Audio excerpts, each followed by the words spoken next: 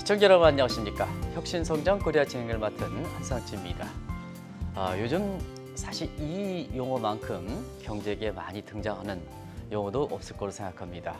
저도 이 국제금리에 칼럼을 쓰고 있습니다는 이런 분야와 관계없이 가장 보편적으로 많이 적용되는 게 은퇴가 아닌가 생각합니다.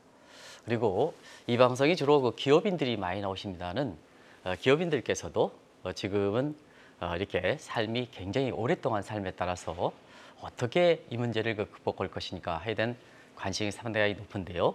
그런 문제를 풀어드리기 위해서 이 분야의 대한민국의 최고의 그 전문가시고 그다음에 TV 화면을 보시면 금방 아실 겁니다. 지금은 그 미래에셋 자산의 고문님이시면서 은퇴 설계 전문가로 이렇게 널리 알려지신 김경록 박사님 모셨습니다. 김 박사님 안녕하십니까? 예, 네. 안녕하세요. 반갑습니다. 네. 시청자부터 먼저 맞아보시죠. 네. 예, 방금 소개받은 김경록입니다. 현재 미래셋 자산운용 고문으로 있고요. 이전에 미래셋 은퇴연구소장하고 이제 대표이사를 지냈는데요. 그래서 지금 주된 저의 전문 분야가 이제 은퇴 설계, 방금 말씀하신 부분처럼, 그다음에 생애 설계, 뭐 이런 쪽이라고 말씀드릴 수가 있겠습니다. 그리고 특히 이제 제가 인구에 관한 관심을 이전부터 많이 갖고 있었습니다. 네, 네. 요즘 그 책 쓴 게 화제더라고요. 네. 예, 60년대생이 온다라는 책을 썼는데요. 그게 이제 60년대생의 인구적 특징, 그다음에 60년대생이 앞으로 이제 맞이하게 될 초고령 사회의 모습, 그리고 그 초고령 사회에서 이제 60년대생들이 어떤 역할을 해야 하며 또 어떤 준비를 해야 하는가, 이런 부분이 이제 좀 중요한 것 같았어요. 그래서 그 부분을 좀 정리하고 메시지를 좀 전달해 볼까 해서 한번 써봤습니다. 네, 제가 책을 얼핏 바라보면서 왜 60년생이랄까? 요즘 그 젊다 해서 이런 쪽으로 이게 가고 있는데, 그 뭐 특별한 배경이라든가 이런 것 좀 말씀해 주시기 바랍니다. 이제 60년대생이 온다라는 책을 쓴다고 그러니까 제일 먼저 한 두 가지 정도의 답변이 왔습니다. 그 부자 세대 이야기를 쓰는 건가요? 하는 거하고 가는 거 아니에요 하는 질문입니다. 가는데 왜 온다고 그러느냐, 이런 부분인데요. 제가 이제 60년대생에 주목을 하게 된 게 지금 우리 베이비 부모에 주목을 하지 않습니까? 베이비 부모가 1차, 2차를 합치면은 55년에서 74년생입니다. 그런데 한번 가만 보시면요. 55년에서 59년생까지 이제 한번 나눠질 수가 있고요. 그다음에 70년에서 74년생까지 나눠질 수가 있는데 각각 다 5년씩입니다. 그런데 그 중간에 이제 60에서 69년생이 딱 10년의 기간이거든요. 묘하게 5년, 10년, 5년 이렇게 돼 있는데요. 전체 베이비 부모라는 집단이 있다고 생각된다면은 50년대 후반생하고 70년대 초반생은 문화적 코호트가 다릅니다. 그래서 완전히 융합될 수는 전혀 없습니다. 아시겠지만. 그런데 60년대생은 민주화라는 것, 고도 성장의 시기, 이런 것들을 이제 다 같이 겪은 조금 동질적인 문화적 코호트를 가지고 있고요. 무엇보다도 이제 양적으로 있어서 한 860만 명 정도 됩니다. 그러니까 한 10년 동안에 한 연령대가 860만 명이라는 어마어마한 이제 그 양적인 숫자를 가지고 있고요. 그 다음에는 이제 부를 또 많이 축적했습니다. 고도 성장 시기였기 때문에요. 그 다음에 비슷한 문화적 이제 특징을 공유하고 있습니다. 그 가장 큰 것들이 이제 고도 성장 시기에 직장을 다녔고 외환위기를 거쳤고. 그다음에 민주화라는 것을 이제 그쪽의 주역이라고 소위 좀 자부를 하고 있고, 그렇기 때문에 응집력이 저는 아주 강하다고 보고 있습니다. 그래서 베이비 부모 중에서도 어떤 세대보다도 응집력이 가장 강한 세대라고 볼 수 있고요. 60년대생 중에서 1960년에 출생했을 때 우리나라 1인당 GDP가 79달러였습니다. 그런데 지금 이제 퇴직할 때쯤 돼서 32,000달러 정도 되는 것이죠. 그래서 60년대생은 좀 상당히 세계적으로도 독특한 모습을 보이고 있습니다. 뭐냐면은 소위 말해 찢어지게 가난할 때 태어났고, 그 다음에 고도 성장할 때 직장을 다녔고, 선진국에 접어들었을 때 퇴직을 하고 있습니다. 그래서 선진국이나 다른 어떤 나라에서 과연 한 세대가 60년대생이라는 한 세대가 후진국과 중진국과 선진국을 동시에 한 삶에서 다 겪은 세대가 있을까, 이렇게 보니까요. 아마 우리나라의 60년대생이 유일할 것 같습니다. 그런 면에서 제가 좀 이제 재미있어서 초점을 맞춰 보았습니다. 60년대생이 이렇게 부를 축적했으면 그 위의 세대에 대한 어떤 갈등 문제라든가 이런 거에 대해서 한 말씀 좀 해주시죠. 우리나라가 비교적 세대 간의 갈등 문제는 이제 조금 수면 아래로 들어가 있습니다. 들어가 있고요. 아직 표면화되지는 않았는데 저는 이제 표면화되리라고 보고 있습니다. 올해 1월 달에 이제 일본 영화가 하나 나왔는데요. 그게 플랜 75라는 영화입니다. 그 뭐냐면 제일 첫 장면이 이제 유혈이 낭자한 장면이 나옵니다. 젊은 청년이 이제 노인들을 총으로 쏘아 죽이고 나서 자기도 자살을 합니다. 그 이제 유혈이 낭자한데요. 그러면서 이 청년이 던지는 메시지가 국가의 한정된 자원이 고령자들에게 다 돌아간다는 것입니다. 이래 가지고는 국가는 존속할 수 없다. 그러면서 무슨 대책을 세워야 한다 하면서 이제 자살을 하고 그런 사건들이 계속 일어나면서 이제 이건 이제 가상의 영화이니까요.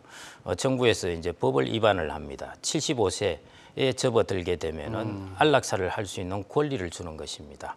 그래서 정부에서 이제 안락사를 선택하겠다 하면은 이제 지원을 해주는 것이죠. 그게 이제 좀 이제 센세이션을 일으킨 영화인데요. 세대 간의 충돌이죠. 현재 일본의 30년 동안의 저성장이었지 않습니까? 일본이 92년에 보면은 총 GDP가 4조 달러였는데요. 지금도 4조 달러입니다. 대단하죠. 30년 동안의 명목 GDP가 그 수준을 이루었으니까요. 우리나라도 저는 이제 마찬가지로 그런 갈등이 앞으로 일어나리라고 보고 있고요. 왜냐하면 우리나라도 이제 장기 저성장에 접어들 거고요. 하는 총재 이창용 총재께서도 뭐 그 이야기를 하셨습니다만은. 장기 저성장이라면은 이제 앞으로의 파이가 막 커지는 이런 상황에서 파이가 상당히 정체되어 있고 그다음에 자연히 이제 사회 복지 지출을 가지고 여기에서 이제 컨플릭트 충돌이 일어날 수밖에 없고요. 그 제일 큰 것이 이제 연금이지 않습니까? 그다음에 건강보험 이런 걸 가지고 이제 저는 앞으로 세대 간 충돌이 일어날 수밖에 없을 것 같고 지금도 사실은 일자리를 갖고 이제 약간의 충돌도 일어나고 있습니다. 그래서 저는 그런 충돌이 꼭 앞으로 일어나리라고 보아지고요. 그래서 이제 앞으로 이제 기업이나 우리나라 사회에 있어서도 사실은 우리가 이야기하는 갈등 비용이라는 게 있지 않습니까? 이게 이제 커질 것 같습니다. 그래서 이 갈등 비용을 어떻게 잘 최소화하고 우리가 이걸 상생으로 만들어 나가느냐 하는 것이 중요한 것 같고요. 그래서 저는 이제 60년대생이 이제 세대 간의 마찰에 있어 가지고 재수의 딜레마라고 아시지 않습니까? 각자가 각자의 것만 주장하다 보면은 최악의 솔루션을 찾게 된다는 것인데요. 그런 세대 간의 저는 재수의 딜레마가 앞으로 일어날 것 같습니다. 서로가 서로의 이제 이익을 가장 강하게 주장하다 보면은 충돌 비용이 커지고 할 것 같은데 그런 부분에 있어서 이제 저는 세대 간 상생이 꼭 필요하지 않나 그렇게 생각이 됩니다. 이 책에 아주 특별한 용어가 하나 있더라고요. 마처 세대라고 이렇게 하는데요. 이게 어떤 세대를 의미하는지 이렇게 임 박사님 말씀해 주시기 바랍니다. 이 부분에 이제 이야기들이 또 뭐 최근에 많이 이슈화 되고 있죠. 마지막이자 처음 세대라는 것인데요. 사회의 변화 때문에 이제 그런 현상이 일어납니다. 마지막이라는 것은 이제 부모를 부양하는 혹은 부모를 봉양하는 마지막 세대이고요. 그다음에 처음 세대라는 것은 이제 자식에게 봉양받지 못하는 첫 번째 세대가 된다는 것입니다. 그래서 이제 60년대생이 샌드위치 세대라고 하기도 하는데요. 양쪽의 코스트가 된다는 것이죠.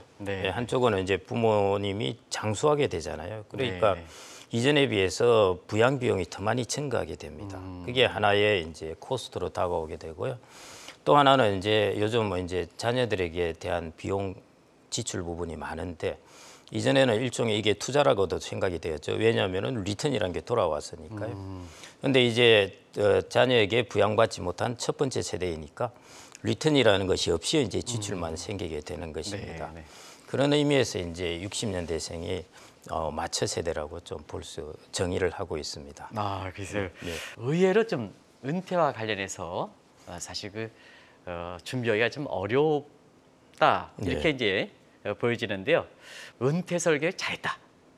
이거는 어떤 개념으로 좀 정의해야 되는지 아마 시청자분도 그래서 월 뭐 500만원을 가져야 되는 거냐, 1000만원을 가져야 되는 거냐 많이 이렇게 하는데 좀 확실하게 정해 주시기 바랍니다.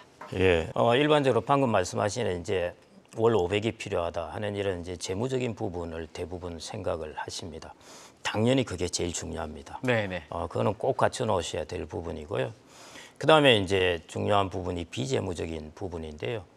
괴테가 이런 이야기를 했습니다. 가장 큰 형벌은 친구가 없는 천국이다. 이런 이야기를 했는데요. 우리가 아무리 노후에 이제 돈을 풍족하게 갖춰놓더라도 자기 혼자 삶을 살아간다든지 그러면 이제 좀 고독하고 우울하게 되는 것이죠. 그래서 그런 이제 비재무적인 부분, 관계 이런 부분도 이제 되게 중요합니다.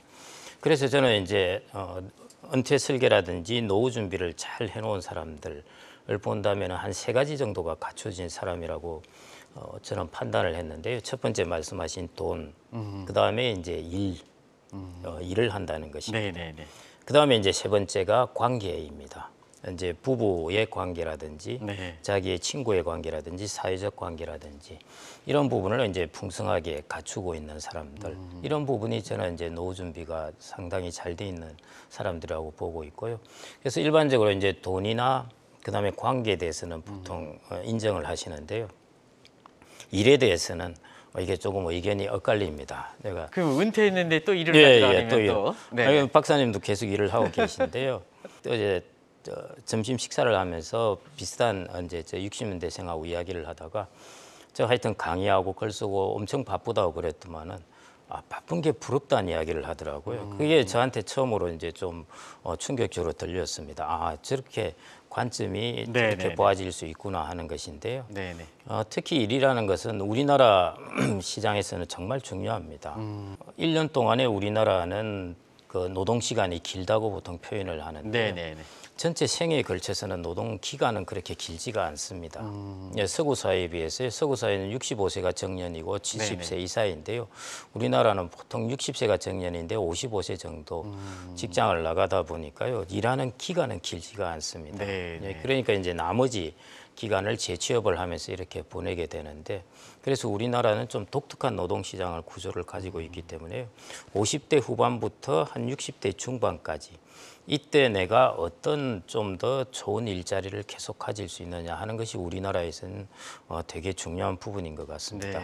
우리가 은퇴에서 가장 중요한 잘 갖춰진 3가지 요소를 들려면은 이제 저는 돈, 그다음에 일, 관계 이렇다고 보고 있습니다. 사람마다 다 사정이 다르지만 그 일을 언제까지 해야 되느냐 은퇴 이후에 이걸 좀 여쭤봐 달라 이렇게 하거든요. 저는 이제 목표를 저 스스로는 한 75세 정도로 잡고 있고요. 저는 이 부분에 관련해서 꼭 이제 드리고 싶은 말씀, 일단 기업인들에게 해당된다면은 우리나라의 인구의 변화로 본다면요, 이제 한 5년도 채 있지 않으면은 젊은 사람의 인구가 확 줄어들었어요.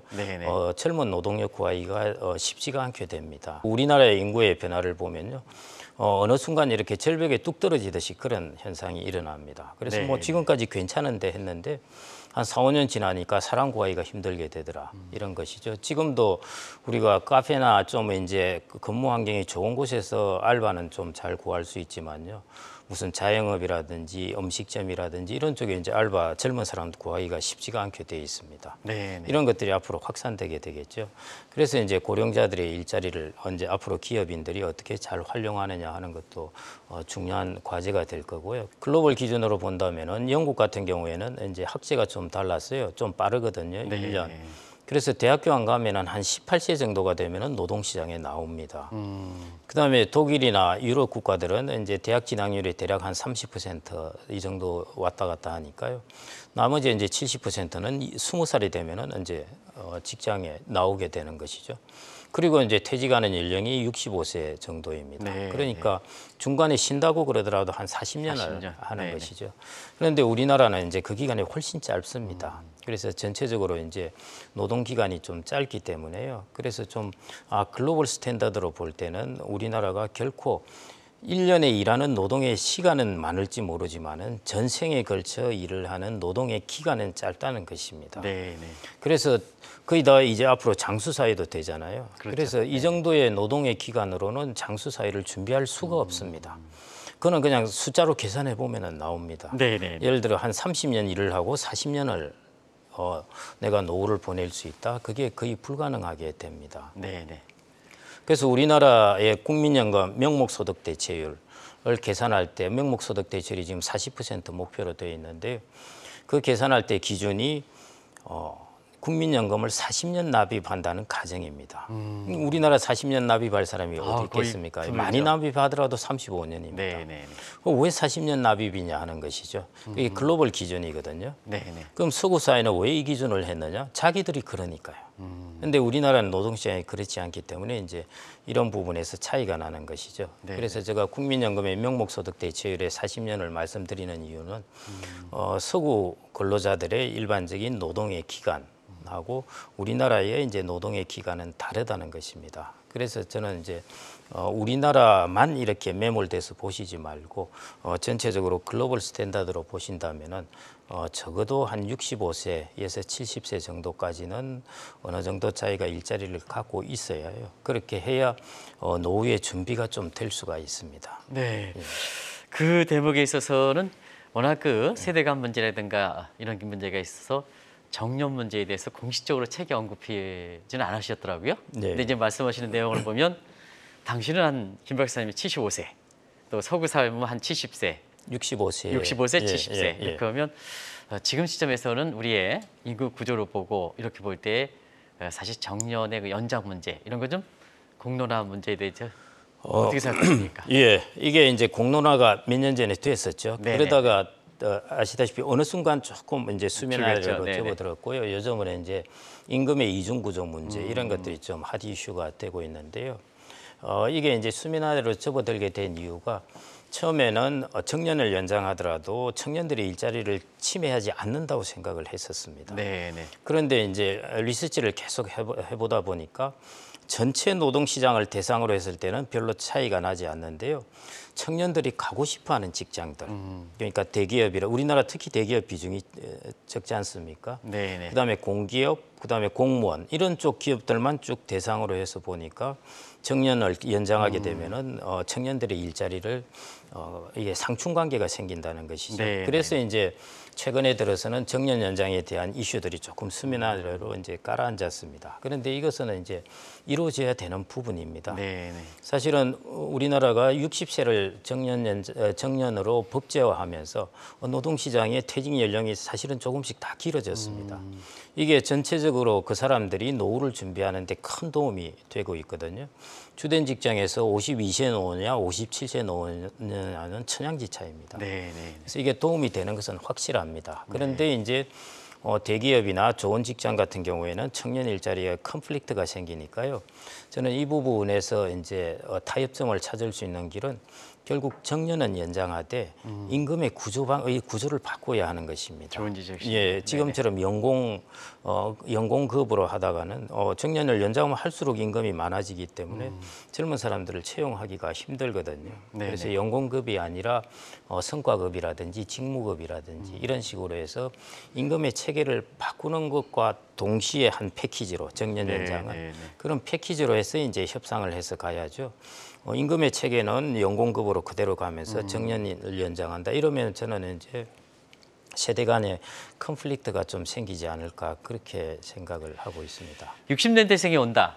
사실 일적인 측면에서 또 하나 이 책에서 보면 시니어 시장이 온다. 시니어 시장의 중요성을 굉장히 강조했는데요. 정말 그게 제일 재밌고도 중요한 내용입니다.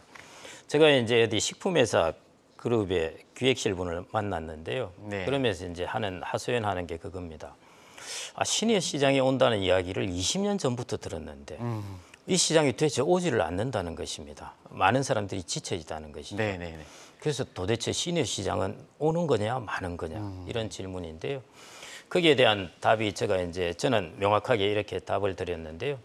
지금까지 시니어 시장의 인구는 아직은 집적이 안 되었다. 아직 그러니까 시니어 시장에 영향을 줄 만큼 인구가 축적이 안 되었다는 것이죠.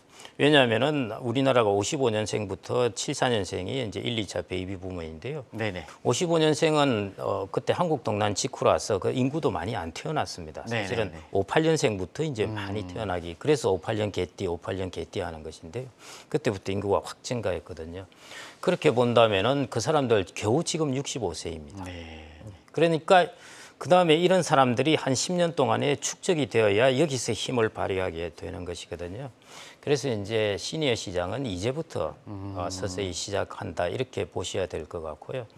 그 중에서 이제 제가 60년대생에 이제 초점을 맞춘 이유가 우리나라 출산 구조 때문에요. 우리나라의 시니어 시장은 아주 독특한 특징을 보입니다. 네네. 저는 기업인들이 이런 부분에 대해서 꼭 이제 좀 알아놓으셔야 되는 부분 중에 하나인데요. 우리가 보통 보면은 건강하기 때문에 앞으로 50대, 60대, 70대 정도까지가 액티브하게 소비 활동을 할 수 있는 인구입니다. 네네.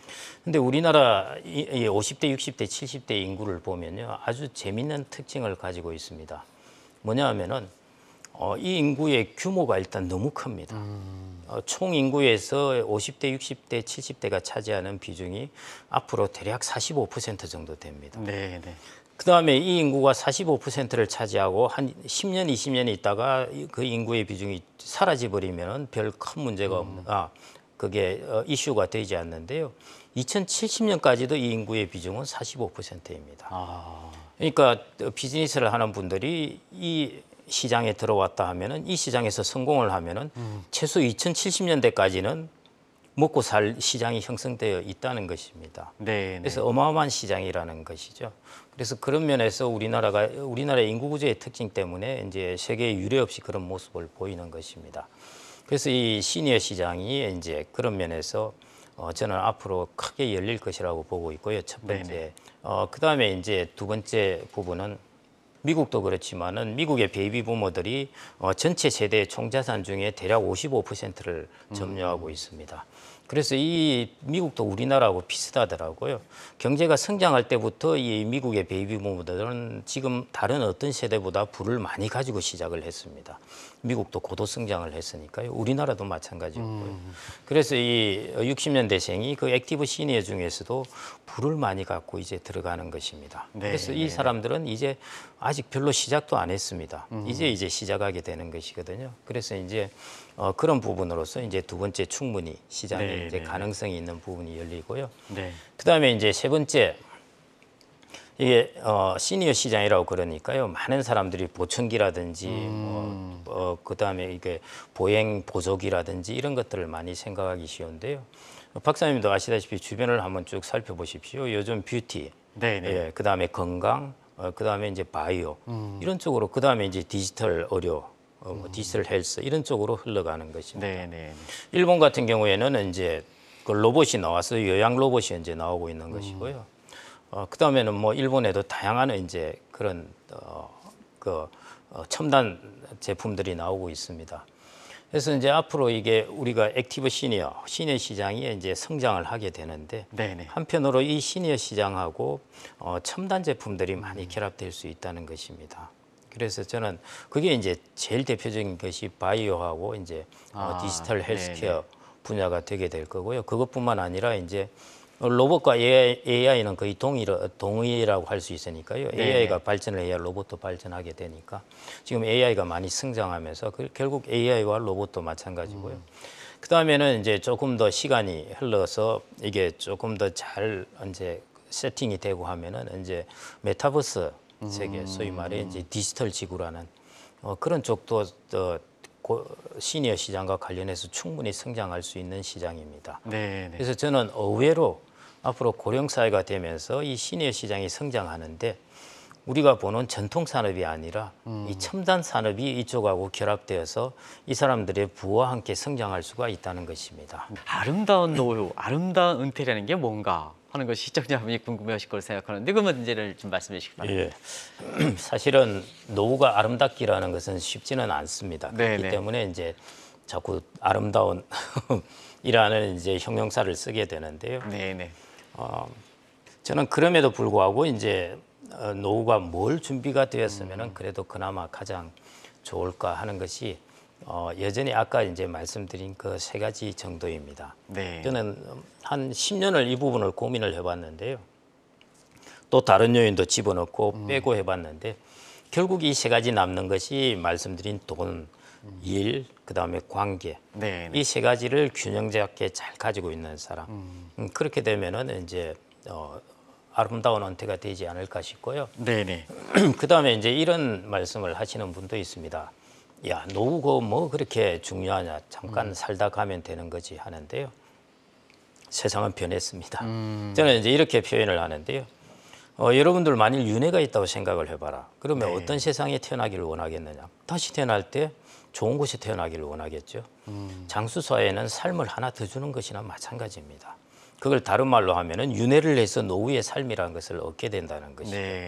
그래서 이때 준비가 잘 된 사람은 새로운 삶을 그냥 자기의 정신이 있는 상태에서 새로운 삶을 하나 더 얻게 되는 것이고요. 준비가 잘 안 된 사람은 내가 윤회를 해서 태어났는데 내가 왜 이런 곳에 태어났지 하면서 한 3, 40년을 이제 힘들게 보내셔야 되는 것입니다. 그런 면에서 저는 장수사회 지금 이제 오게 되었는데요.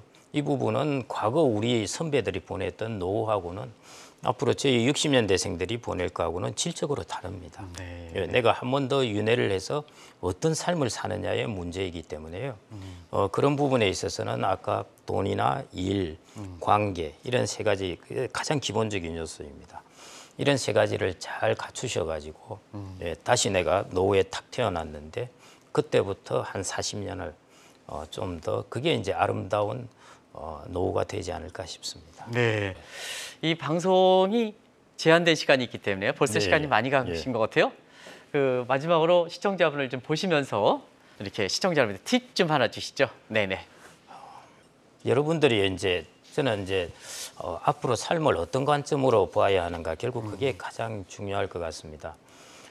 예를 들어 서기 0년에 예수가 태어났을 때 예루살렘에 살던 사람은요 18세기 오스만 투르크에 지배하던 시대에 가서 살았어도 직장을 구하고 일을 할 수 있었습니다.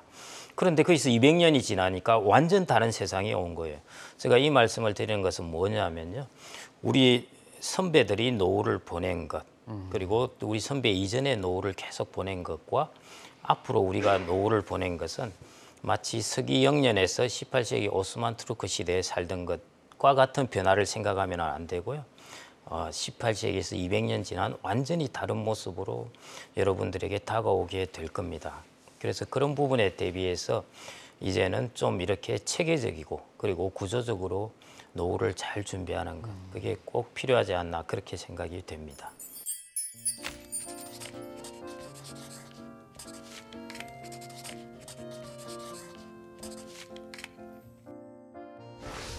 시청자 여러분, 짧은 순간에 사실 그 김경록 박사를 통해서 요즘 최대 화두인 은퇴 문제를 좀 보편적 관점에서 말씀드렸습니다. 이 방송을 들으신 분이 그 기업인들이 많기 때문에 좀 이렇게 보편성을 띠고 제가 질문을 이렇게 여쭤봤는데요.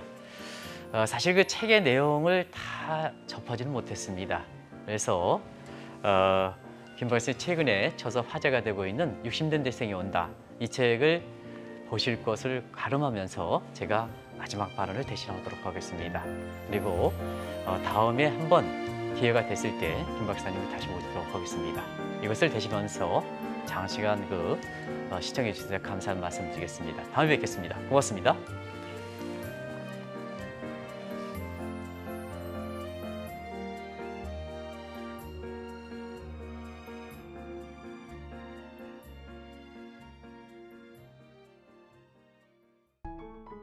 계속해서 다양한 경제 이슈를 알고 싶다면 구독과 좋아요, 알림 설정 부탁드립니다. AI 캐스터 권미정이었습니다.